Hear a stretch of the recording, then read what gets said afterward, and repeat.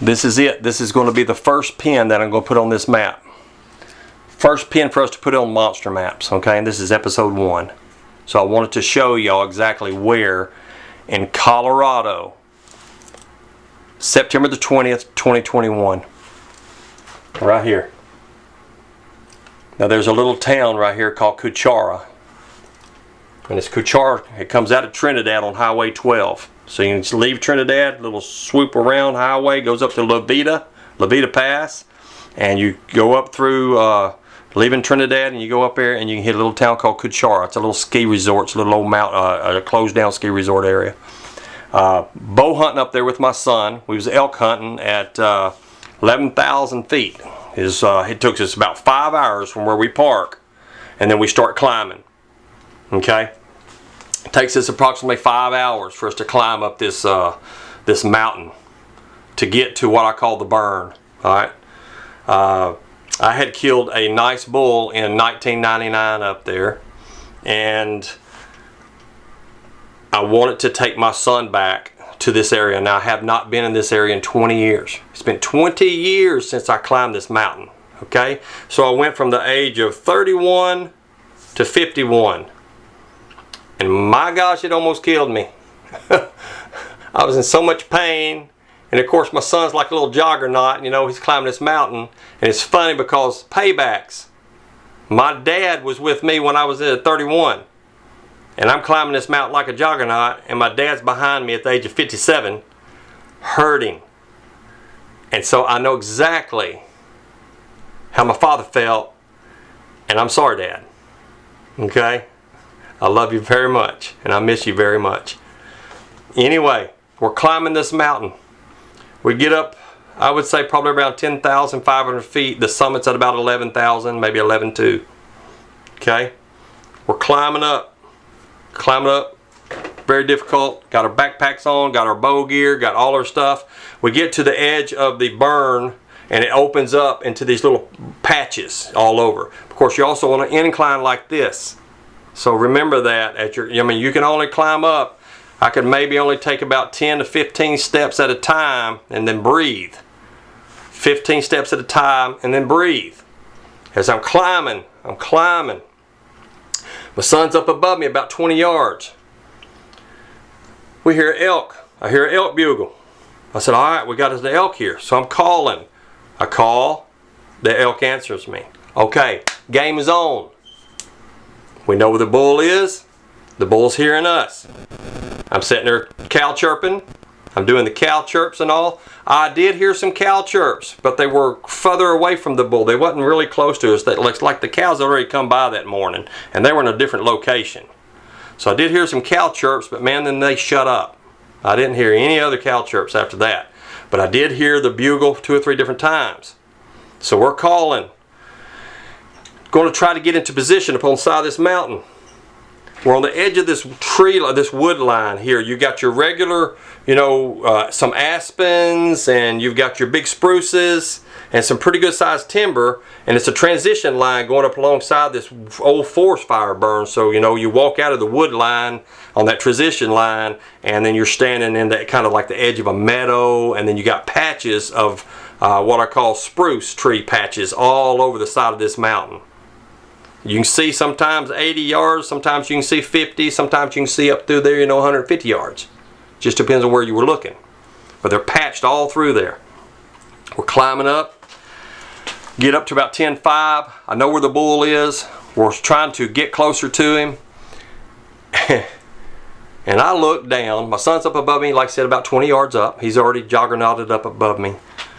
I look down and I see the most beautiful footprint that I've ever seen in my life that is in the dirt. Okay? I was in shock. I'm standing there trying to get on this elk, thinking about it, thinking about my son, trying to get him. And I'm looking at this track, and my mind just I'm talking like short-circuited. I'm like, I can't believe, am I really looking at this right now? Am I looking at a human-looking footprint on the side of this mountain? This thing's huge. And I'm talking the heel, 4.5 to 5 inches wide. foot stretching out over kind of a dirt mound. It's like it just rolled over just like that, which they say that their foot can do that, so it can hang on to limbs and logs better and stuff like that, which, you know, that's another story. But this thing is beautiful. I'm like, oh my gosh, man, this is a human looking track. This track looks like my foot, except 3 times its size. And I wear size 12. I'm a 12 foot. With my boot on, 13 and a quarter inch long, 3.5 inches wide probably. And I'm looking at this track and I'm like, oh my gosh. I looked up at my son and I started whispering to him, come here, get down here to me. And he's looking at me like, what do you want, man? We're in the middle of a hunt. I want to try to get on this bull. And I'm like, man, get down here, you got to see this. So he started working his way back down towards me. I'm sitting there looking at this track on the ground, okay? Which is right here. Well, no, it was not this one. No, this is not the track I'm talking about right now. This is the other track here. You can see this track right here. I laid my arrow down. Here's a toe smudge right here, and here's another toe smudge right here, and this thing stretches all the way over. It's 8.25 inches wide, but this is a different track. So I'll show you this one here in just a second. I'm sitting there looking at this track, and it's beautiful. I mean, you could actually see the skin print from the dirt. I could see the bottom of its foot like you would ours, in skin print. He comes back down. He stands right next to me. He's looking at me, and then he looks at my face, and I look back at him, and I said, tell me what you see. And he looked down at it, and he got his foot, and he put over in it, which that's what I wish he hadn't have done, but we were in the moment. He put his foot over in it, and he looked at me, and he goes, oh my gosh, that's a big foot. Okay, because his foot's every big as mine, maybe 1/2 inch longer. And he said, oh my gosh. And we talked about it just for a little bit. And I looked at the detail of it, and the elk bugle, boy, we was right back on track. Okay, all right, we're going to kill this bull. We're going to try to get this bull. So I'm like, okay, all right. We just saw a track I couldn't explain.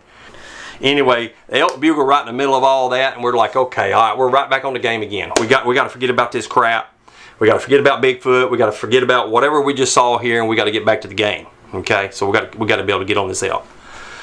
So I climb up. My son starts joggernauting up again. Okay, he's going to the location where the elk is bugling, so we can close in on the hunt. We get up here. I bet you I didn't climb 10 yards up. And I look down on the ground, and I see this other track. And I'm like, you've got to be kidding me. Now, the track that we saw first was kind of headed up the mountain at this angle. And then the track that I run up onto right now is headed this direction.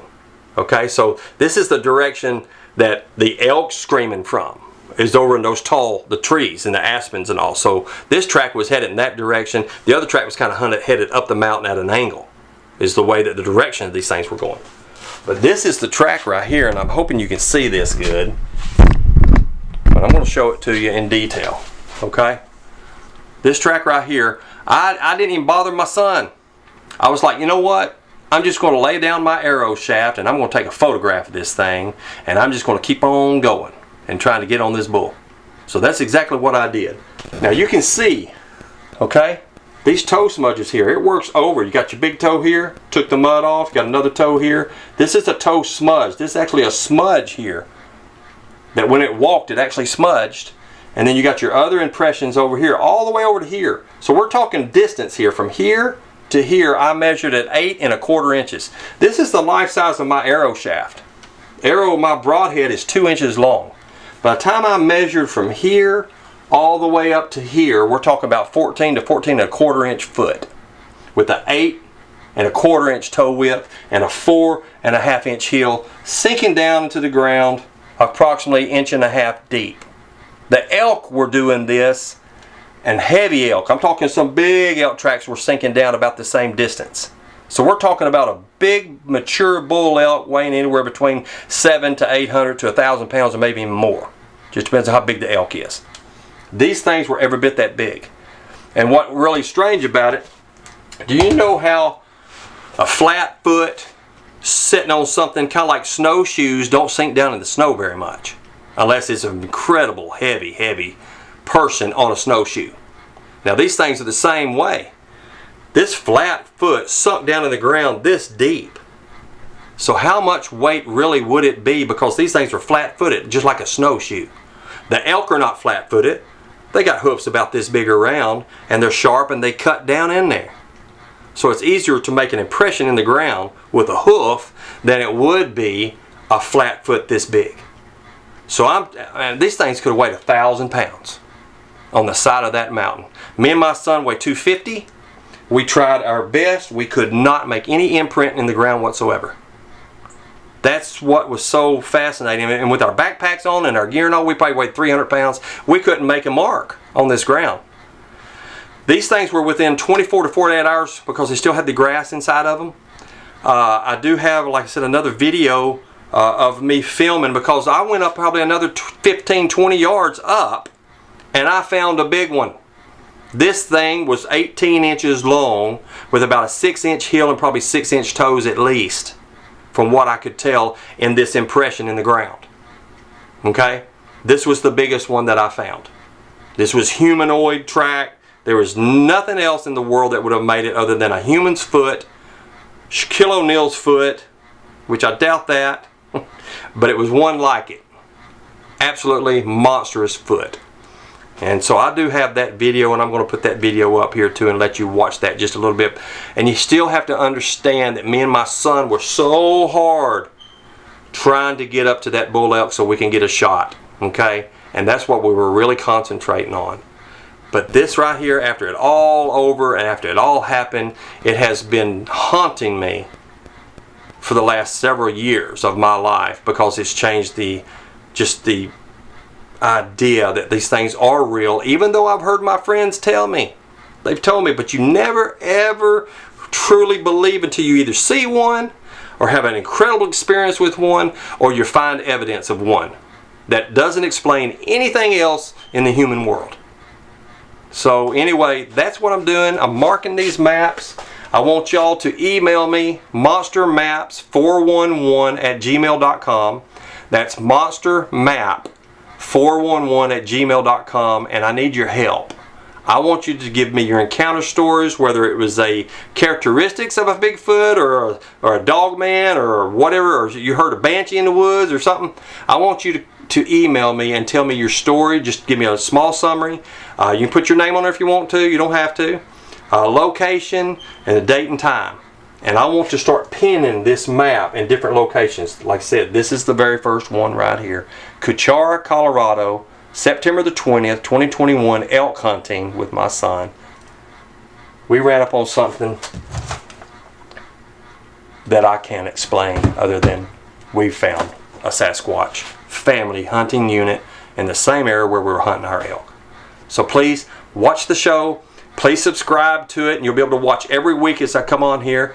And I'm going to be able to tell you all these stories. I do have probably about 30 or 40 encounter stories of friends of mine. And these are professional bow hunters. These are guys that have been in the woods their whole life. And also from a lot of customers of mine over the year. And that they've been still having ongoing things still today around their home. And a lot of them have been very recent. Stay tuned. Thank you for watching. And my name's Alan Gibbs, and I'm going to be the host of Monster Maps.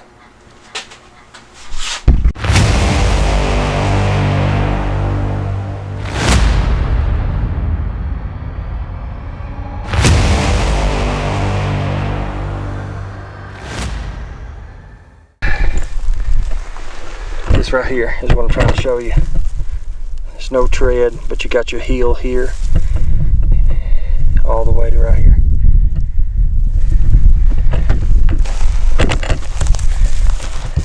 And I found another smaller one down below us. But I don't know if anybody's been up here or not, but it looks like a foot track. But it doesn't look like a boot, you know, there's no treads, no nothing. I just kind of want to show you, there's a comparison size right here. Anyway, I just want to show y'all that because I don't think I'm crazy or not, but I've already seen like 3 tracks already.